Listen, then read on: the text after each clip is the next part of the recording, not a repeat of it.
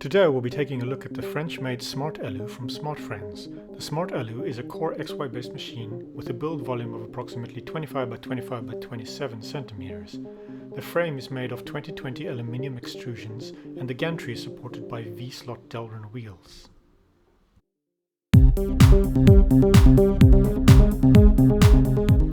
The hot end seems to be an E3D clone from China, and temperatures were fluctuating wildly while I was printing. The 30mm fan that I received with my printer needed immediate replacement, and the nozzles were quite poorly machined. Here I have put the 0.4mm nozzle that came with the E3D clone with my original E3D nozzles, and as you can see, the 0.4 which came with the China E3D is quite poorly machined. The hot end is mounted onto the X-axis carriage via a 3D printed bracket, and the fan runs continuously even if the hot end is not on. The 4mm build plate is supported on one end by two 12mm linear rods. I would have preferred some more linear rods on the other side of the build plate and an additional lead screw to support it. I also was not very happy with the quality of the 12mm rods I received with my SmartALU kit. As you can see, the one on the left is quite deeply scored. The 600 watt heated build platform is prone to warping due to the fact that the build plate is only 4mm aluminium. All the electronics are of low quality. There were soldering bridges on one of my end stop micro switches and faulty cabling and a bad stepper motor.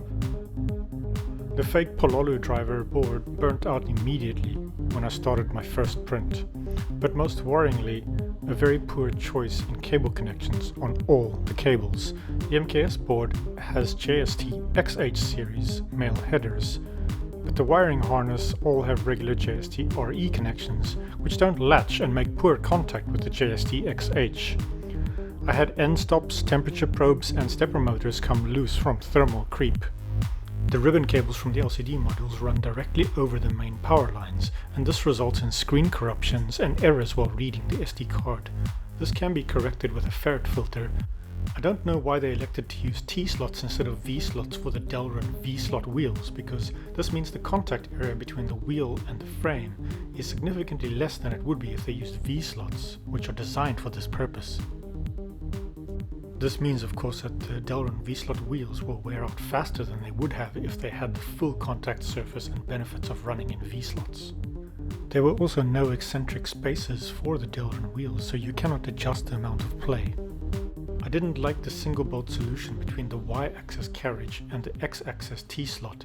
This means achieving a 90-degree angle is very tricky and you have to tension the belts just right to get it correct.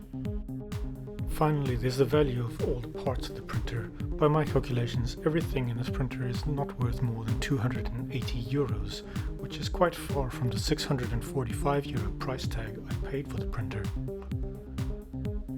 Support from Smartfriendz has also been lacking. I have been trying for 2 weeks to get hold of Smartfriendz to resolve some of my issues with my printer, but I have yet to hear from them.